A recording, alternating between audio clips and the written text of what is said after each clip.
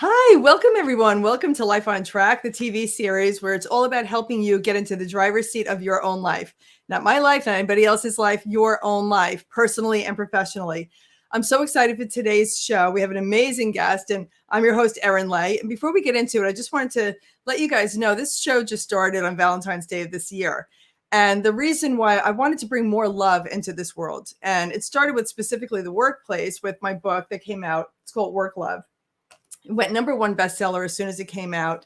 And again, when the pandemic happened, I just wanted to bring more love into the world when everybody was screaming, the sky is falling, the sky is falling. I thought, what's the creative opportunity here? And for you guys listening with Life on Track, I want you to think, when something difficult happens, say to yourself, what's the creative opportunity here? How can I use this to go on and serve others? And this is what my guest is just brilliant at doing. And another the principles that I use is also from this book, Think and Grow Rich by Napoleon Hill. I've loved that book since the 90s, studied it, and I highly recommend it to you guys as well. So that's basically what this show is based on, the principles from Work, Love, and Think and Grow Rich to help everybody, to help you with your mindset in growing personally and professionally. Okay, so let me bring on my wonderful guest, John Polo. For having me. There you are. There I am. Thank you for being here. You're a blessing, massive blessing. So let me introduce you by reading your bio, because I don't want to leave anything out. You are an amazing, amazing man. I keep saying, don't ever change. Always be yourself. John Polo is a coach, author, and speaker. In January of 2016, John became a widower after his wife, Michelle, died of cancer. From the rubble of everything that he once knew, consumed by desperation and despair, John held on long enough until he found his hope, and then he slowly rebuilt. Today, John helps others through his social media, books, coaching, workshops, speeches, and podcasts. From grief to dating, self-growth, and everything in between, John offers a style of coaching that is not only effective, but also very personal and unique. John is also the author of 3 books, host of 2 podcasts, and has worked with clients on thousands of coaching sessions. He's been featured on People.com, NBC, The Huffington Post, Yahoo, Fox, and more. John says, and I quote, "I have been broken so many times in my life, and yet here I am, even after thinking that I could never go on. It is possible to rebuild yourself and your life. My goal is to help people through their pain and struggles so that they can create and enjoy a better tomorrow." I love you. Thank you. You're a beautiful, beautiful person. So the first question that I ask every expert that comes on, John, it's the same for years. I've interviewed hundreds and hundreds of speakers and podcasts and radio show and now this and summits. What is it that got you into doing what you're doing and why? So the how and the why. How did you get into doing it and why? Yeah, so my late wife, Michelle, was actually my high school sweetheart. And we dated for a year. We had a really bad breakup, and we actually lived about 2 hours away. So we lost all contact. She came back into my life 7 years later. We thought we were going to have 50, 60 years together. But 2.5 years after we reunited, she got sick. And she had cancer for 2.5 years before she passed. About a month after she passed, I didn't know what to do with myself. I was drowning in grief. I was no longer an active caregiver. I didn't know what to do. And when she was sick, I had been sharing a lot of my thoughts on Facebook. So a friend suggested, well, why don't you start a blog so you can continue to process your thoughts, your emotions, your feelings? I didn't know how to do that. I had no idea. So I Googled, how to start a blog. And I started one the next day. And I did a matching Facebook page with it. And I have to tell you, it just took off. I had no idea or desire at that point for any of this to happen, to write 3 books, to be a coach or a speaker. It was just for me to process my own thoughts and emotions, basically, and my own grief. But I don't think the world was particularly used to a 31-year-old man pouring his heart out. So refreshing. It took off in popularity, which seems like a weird word to use, but that's what happened. And then from there, as I started my own journey of kind of healing and rebuilding, I would share that as well, which is kind of how it all morphed into what it is today. Amazing. And it's amazing how you, through your grief, you became solution oriented and you found an outlet for your grief, and tapped into the hearts of so many men and women. But I'm sure so many men who've always felt like we have to be strong, we can't show our emotions, society has done you guys a massive injustice with that, massive injustice. And I'm so happy that you found social media for that outlet. Yeah, I mean, let's just call that out right now, because I'll be honest with you, 98% of my clients are women. 98% of my followers are women. It's not by choice, but it is because it's so ingrained in our society that, men can't show emotion or pain, which is, again, I think why, other than the fact that So I'm a good writer, it's why it took off, because people weren't used to it. yes. And I keep telling you, it's refreshing. It is. I wish more men felt the way you did, that you can be vulnerable. It's okay. It's safe. Right. This, listen, and this, and everybody listening knows this. Society out there, the world is dictating a lot of crazy things, these days, and since the beginning of time, things that really they haven't been truth, and you're as human as I am. You have feelings just as strong as I do. Who's to say that you can't share yours, but it's okay for me to share mine? We're meant to process our feelings equally as humans. So I'm hoping for the men out there that are sitting back, and I have a lot of clients that are men in coaching them through self-doubt and through that kind of stuff, but with grief, I want them to hear that they don't have to be the strong guy who holds it all in and can take it. Like, it's okay to reach out to you and be vulnerable with you and anybody else around them, that loves them. Right. Okay. Which leads me to the first conversation that you and I had about, stepping outside philosophically, the box, stepping outside the box. And let's really get into like that inner dialogue that goes on. Can you speak into that? Well,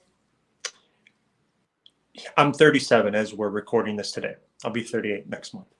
And for the first 32 years of my life, like, I hated myself, like, with a passion. So my wife passed when I was 31, which means I didn't actually start working on myself until about a year after she passed, for the first time in my life. So my mind is kind of wired for negativity. I've always kind of like verbally abused myself. I've always been mean to myself. I've never given myself credit for things. And that's why it is now one of my favorite things to coach, because I know how important it is. I know what my life looked like, my heart, what that looked like, what my mind looked like when I would be mean to myself constantly. And now I know what those things look like now that I've reversed course. So our inner dialogue is one of the most important things. I host a workshop on self-care, and we look at self-care in a million different ways. But one of the things I say in the workshop is, you can take all the bubble baths and eat all the chocolate cake in the world, but if you're constantly being mean to yourself, what's more important? So the way we speak to ourselves and treat ourselves is actually a version of self-care. Absolutely. And I learned this at 25, before I got diagnosed with cancer at 25. I thought the whole outer world was the only thing that existed, and the outer world was going to tell me what kind of a person I was. And I say this all the time: how pretty I am, how smart I am, how successful I was going to be. It was all contingent on what the others believed about me, and I took on their beliefs as truth. So like you, I was just living.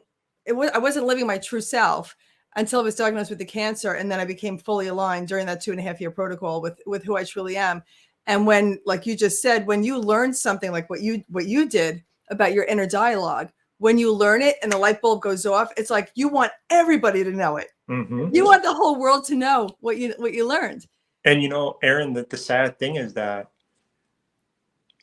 at least like with my following, when I post about inner dialogue, those are the worst posts. They get the least amount of love, because we've been so programmed to think that, like, we can't be nice to ourselves, we can't take care of ourselves, we can't give ourselves credit for things.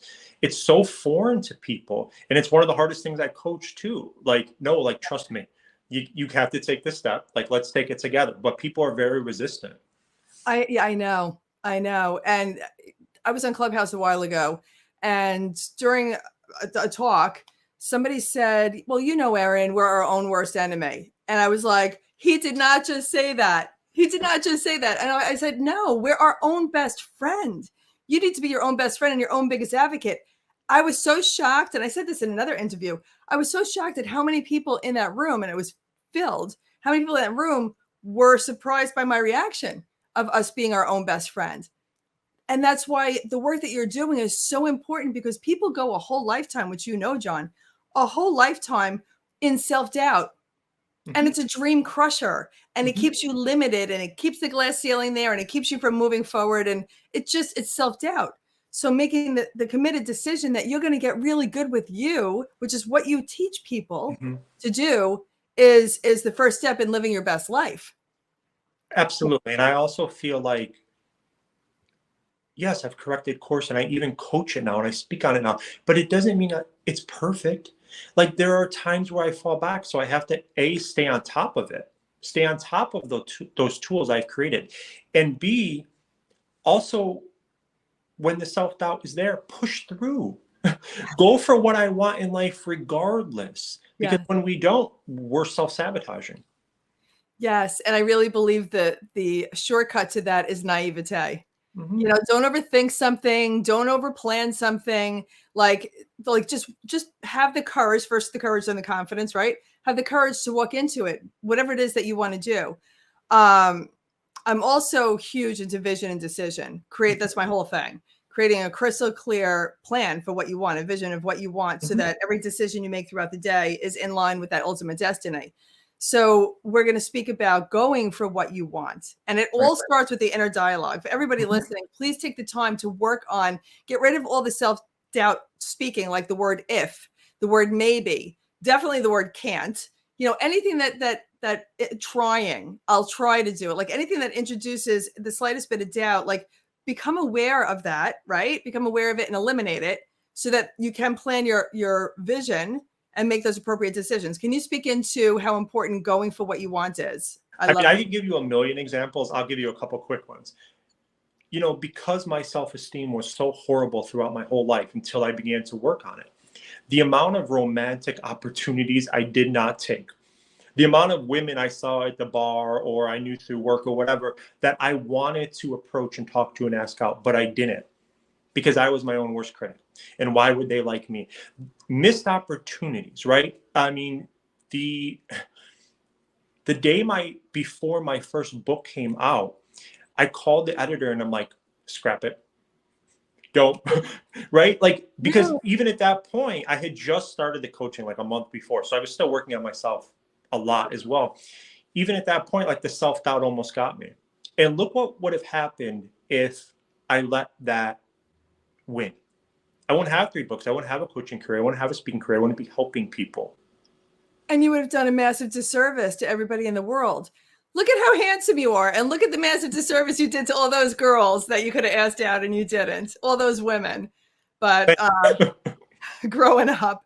But, you know, I mean, it's all part of the human element. It's part of the human experience. You know, we experience contrast. It's all part of it here, you know, in our experience. But it's about pushing through the contrast so that you develop the courage and it doesn't hold you back. Right. You know, and you learned that now, and this is what you're coaching, like never let it hold you back. Ever. I actually just did a TikTok video on this right before it's not on my social yet, but it will be right before we went live here. And it basically is just about the day that I began to go for what I wanted in life through the fear and the self-doubt, and regardless of the outcome. Like, fine, if I don't get it, it's going to be so incredibly disappointing, but I'm still going for it because that's what I want. And my life changed fundamentally on that day. You know what I call that? What is that? The doubt come instead of the outcome. I call it the doubt come, because it's like people that when people start to think about the other shoe dropping, or let's go for plan B, plan C, D, E, and F, like, you know, they're introducing the self-doubt. That's just the doubt come. You're planning a doubt come instead of the outcome. But when you can disassociate from the actual outcome, it's like, and I want you to speak into this because I love this. When you stop personalize something, like the 4 agreements by Don Ruiz, you know, the second agreement is don't personalize anything ever. When I learned how to do that, it was because I'm a Pisces, empath, clairsentient, you know, like I'm so feeling and sensitive and everything else, but it's a gift and I'm in tune to everybody's feelings. But I was taking things so personally. When I stopped and I learned how to do it for myself, you know, for the way I am and the way I'm wired, I mean, I walk into anything. I'm not afraid of anything. My energy clear is like, I want to channel Erin when she's afraid of something, because I don't feel fear anymore, because I gave up that worry about what other people think. So when we don't, can you speak into how important that is? Because this is what you do and what you've lived and what you've overcome. Right.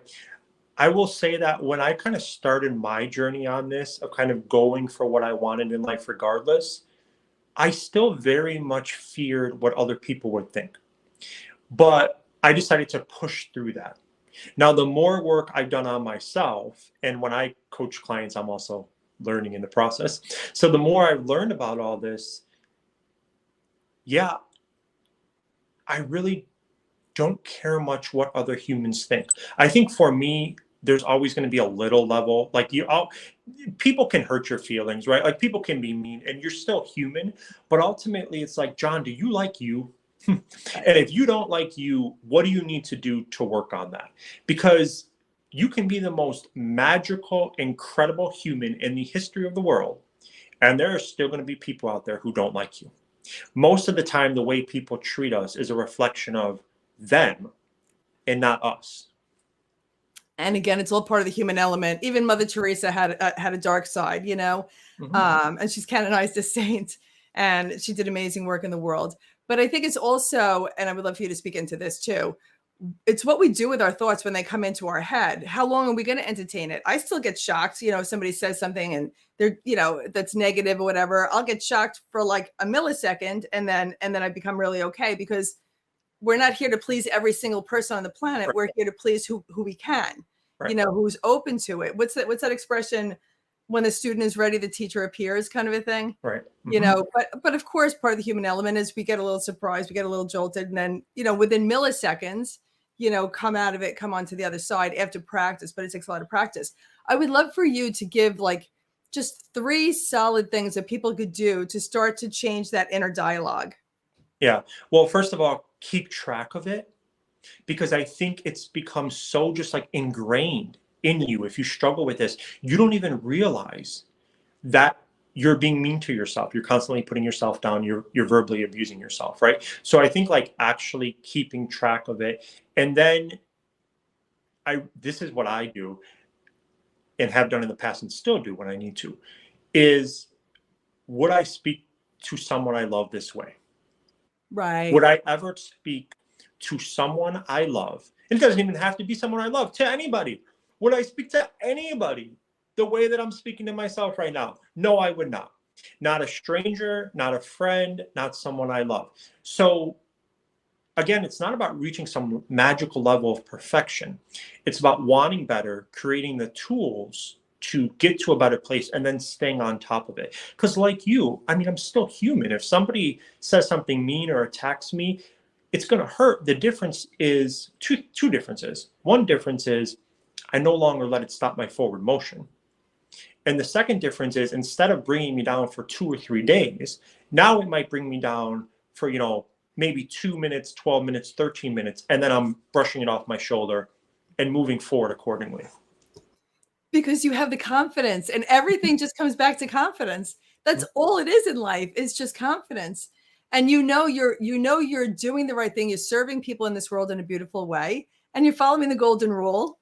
Like what more can you do? Right. So to let other people's issues and their issues projected onto anybody in this world, to you, meaning the universal you, you're doing yourself an injustice. For those of you listening, Right. It doesn't have to be that way. I love what you're saying. And then for getting what you want, can you give people just a couple of things, for direction on how they can begin, in addition to the inner dialogue of getting what they want? Well, I think, again, the first thing is like self-exploration. Like a lot of people don't know what they want. So like that's where self-care becomes so important, making yourself a priority in your life to figure it out, who you are and what you want out of this life. I also think thinking outside the box. So when I say that, a lot of people can say that and it means a lot of different things. But when I say that, I kind of look at like this career. So I told you I started it, it's just like a place to process grief.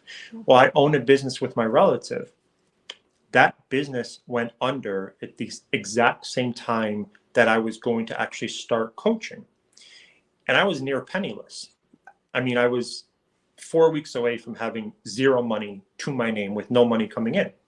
And I remember my mom and I were sitting on the couch and she's like, "What are you going to do?" And I said, "I think I want to do the writing and the coaching." And she looked at me like I was crazy. Right. But I said, "No, like this is what I want Yeah. and Yeah. I'm going to pursue it." That's outside the box. Yeah. Like the normal conventional thing is just go get a 40-hour week job that you're going to hate, because I would have hated it. Not all people hate it. Right. But I was like, no, I've had the worst thing happen to me. Losing my wife shattered me. And now, you know what? Like, I'm going to think outside the box when I'm going to rebuild. I love it. I love it. And again, this world programs people to do Mhm. exactly what you're saying, the 40-hour work week. It's safe and secure. I don't know how safe and secure it is. Even in the late 80s, when I was working on Wall Street, I was working for E.F. Hutton.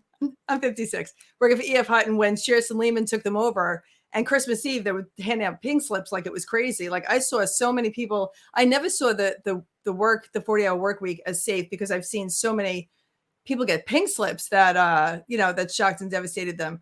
But people don't understand it because they're groomed in school. They'll never teach you how to make money or how to be an entrepreneur in school. Right. And most people don't understand the coaching. But I'm so happy that you're teaching people how to think outside the box, Right. because they're not going to learn it in school.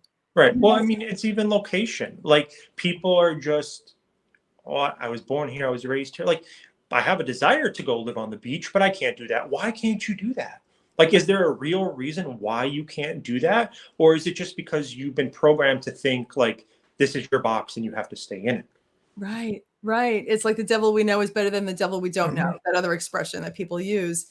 And there's a lot of power in change. There's a lot of empowerment, there's a lot of growth in change, just like there's a lot of growth in the valley when we're down in the valley. Right. That's where most of the growth happens. That's where all Right. the growth happens. We're not really doing our biggest and best growth on the hilltop. Right. But our next mountaintop is that much higher because we did the personal work, like what you're doing for people with the coaching and everything else in your books. It's beautiful, beautiful work that you're helping people get Thank you. through and process. And I remember really quick, I was hosting a Life on Track Summit, and I was doing season 2. And this was like 2 years ago.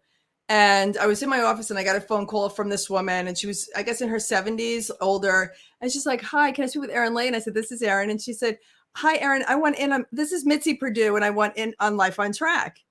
And I thought, Mitzi Purdue? And I said, "Are you Frank Purdue's wife? Like the chicken, Frank Purdue chicken?" And she's like, "Yes." And I said, "How did you get my number?" And she said, because I had interviewed Mark Victor Hansen of Chicken Soup for the Soul, and he loved the interview. And so she was doing a book with Mark. So Mark said, "You got to call Erin," gave her my number and said, "Just tell her that you want in on Life on Track." But during the conversation, Mitzi was doing a lot of like self-deprivation, negative self-talk. Mhm. And we were on the phone for hours. Mitzi she and I now are like friends. I love this woman. But when we were on the phone, she kept like putting herself down. I said, "Mitzi, you got to stop doing that. Stop." And she's a double heiress. She's the heiress to Frank Purdue's chicken, and her father founded the Sheridans. Okay. But she was told that self-deprivation was a good thing, so that Right. she didn't come across as pompous. Okay. And I said, "Not anymore." Right. Not anymore. Self-deprivation is never a good thing. And if Right. somebody thinks that you're coming across pompous when you're so sweet, then that's on them. Right. But it's interesting how many people think that that's the better way to be. And you're teaching people how to break out of that, how not to do that anymore, and to live their best life. Well, right. I mean, you were talking about like being your own best friend. That it's interesting because I wrote a little post about this, but I haven't posted it yet. Something along the lines of like, I actually am my own best friend now. And some people may view that as sad, but I actually think after a lifetime of hating myself, it's incredibly beautiful. It is. And then the other part is like, I'm also my own biggest fan, but it doesn't mean that I'm not real with myself about myself. Like I will be the first one to call myself to the carpet as needed. But I also am the first one to give myself credit and love as needed as well. So it's a balancing act. Absolutely. And I say all the time, the most successful people in the world only focus on and speak about what they want. They don't focus on and speak about what they don't want, what they can't do. And we make the most amount of mistakes and we fail forward. We fail forward because we make mistakes. It's part of the contrast. It's part of the learning in this life, in this world. But we let go of the negativity very quickly and always take the lesson forward. Well, look, and that's why I think like my work has resonated with so many people who will never sign up for coaching ever. They just follow me on social media, but it still resonated with them because they saw me. Either they saw me because they've been following me for a long time at my weakest points and they saw me get back up somehow, some way, or I will still talk about my weakest points because I don't want people coming to my page just thinking this was a guy born on third base necessarily. I Right. want them knowing the struggle so that when they see where I'm at today, they can be like, oh, he never thought he would get up either. He Yeah. thought he would never live again either. I want them seeing that evolution. Yeah. And people love to see it. I Mhm. went through nothing compared to what you went through, but through a divorce, Mhm. and shocked and devastated Yeah. and, the whole thing. And starting from ground zero again, even though I had written books and radio shows and coached for many, many years, I had to start from scratch all over again as a single mom. And so many people were so supportive in social media, watching me in the journey to where I am now. And I am living my best life now, Mhm. John. I mean, like I keep saying, I've never been happier, healthier, and wealthier in my life than I am these days. Like, so many things have been so many the things in my life that were the worst, the cancer diagnosis, the divorce, they've turned out to be a blessing in disguise in a Mhm. strange way. Not saying that losing your wife is, or like me, I lost my sister. Right. Not saying that is, but other train wreck type situations have turned into the biggest blessings in my life. Right. So, but I want everybody to reach out to you for the coaching that's following you, because nobody in this world is perfect. Everybody can use personal development, professional development to continue to grow. Right. And if they're following you, they should totally reach out to you for coaching, which leads us to your free gift. Yes. So do you want me to announce it or? Yeah, yeah, Okay. So it's a PDF, and it will have some homework assignments about inner dialogue. So if you are a person who struggles with your inner dialogue in any way, shape, or form, or maybe it's healthy, but you still want to make sure that you maintain a healthy inner dialogue, the PDF will have a couple of homework assignments that I give to clients to work on that. I love it. I Mhm. love it. And then how can they reach you to get their PDF? Sid, they can email me directly through my website if that's okay. Is that the John polocoaching.com? Yeah, so johnpolocoaching.com. They say they saw this, and I will send them directly the PDF. I love it. I love it. Thank you so much for being here today. Yeah, thanks You for are having me. such a blessing in this world, John. You are. And I keep saying, just continue to be yourself, continue to do you. And you're a beacon of light in this world. And you know that now. And you Thank know you. that now. So Thank now you. you can use your God-given gifts to go and inspire so many people that are going through, what they're going through. And Right. only, you can help them with what they're going through that. And I love it. So thank you for being here. And everybody, you can hear this and see this interview on the social media platforms, the online streaming platforms, and you can go to lifeontrack.tv, and it'll be on my YouTube channel as well. And all right, everybody, thank you so much for being with us here today. I look forward to hearing from you, and have a magnificent day. And always remember to live onward and upward. Love you.